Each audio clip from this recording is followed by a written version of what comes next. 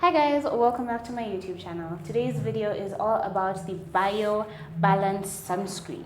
So we're going to be discussing it, seeing if it leaves a white cast, looking at the ingredients and the details, and yeah, so stick around if you want to see this review.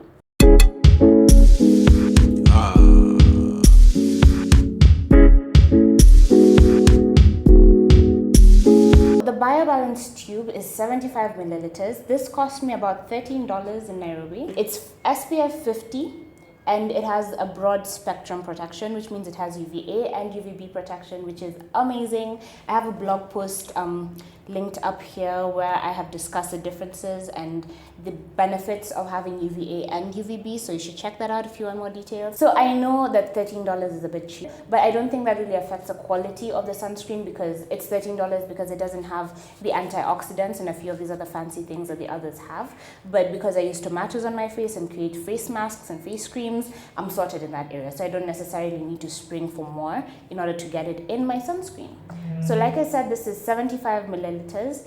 And it's kind of a lot in the pack. I know you're supposed to use a lot of sunscreen, and as I'm using it, I do demonstrate how much I do put on my face and that it covers my neck as well.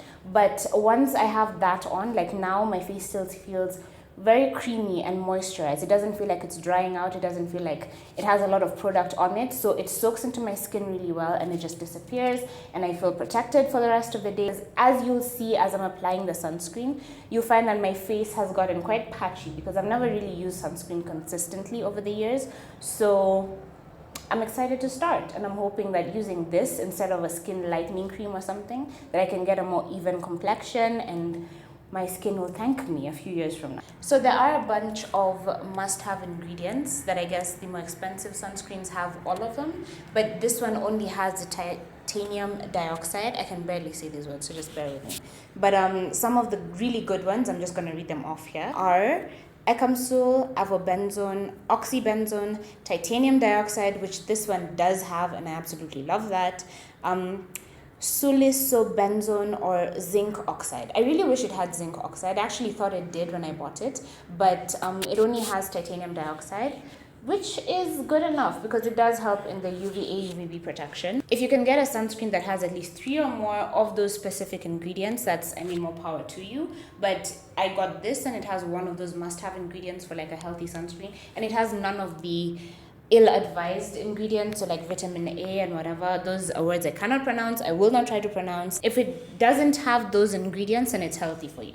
If it does have those ingredients, you're damaging your face in the long run. So putting on sunscreen consistently will actually be hurting you and not helping you. And another thing I would say is that for each sunscreen, just in case, as much as this is saying that it's bio, which means about more natural and a bit more friendly to the skin, I would say do a patch test because you'd hate to have it all over your face and then break out all over your face. So maybe for the first day, do it like under your chin or on your arm or maybe on like the corner of your cheek just to see how you react to it, and then go from there. So I don't react to this at all, and I'm not very good at doing patch tests. So I just put it on my face and hope for the best, and I got the best, so I'm happy. So I would advise applying your moisturizer before your sunscreen because when you mix them together, the sunscreen actually loses its effectiveness. So instead of getting an SPF 50 protection or something, maybe you get like a 40, or I don't really know how that works. I just know that you're supposed to separate them. So as I will demonstrate, I apply my moisturizer, which is just some coconut oil I picked up in a supermarket, and then letting it sit, letting it soak in properly, and then coming into my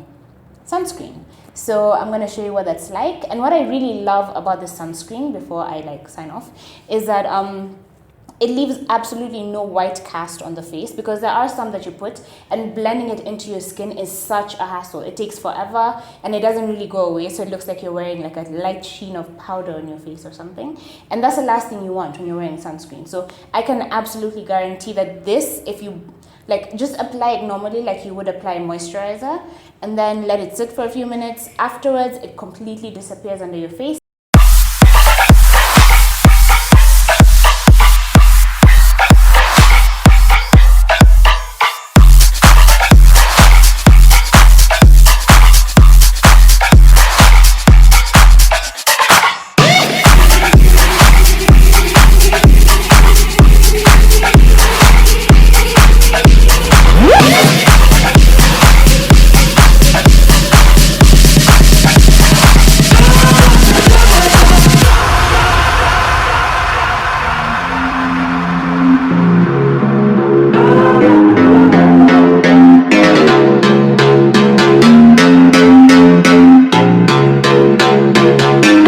with my